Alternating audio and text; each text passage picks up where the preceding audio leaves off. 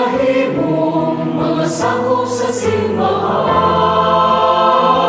Magkahiusa unta kitang tanan, magkauyon nga managsuon, magsinabtanay.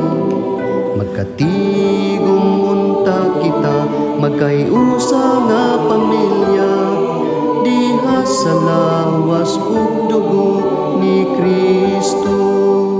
Magkahiusa unta kitang tanan, magkauyon nga managsuon, magsinabtanay. Magkatigom unta kita, magkahiusa nga pamilya, diha sa lawas ug dugo ni Kristo.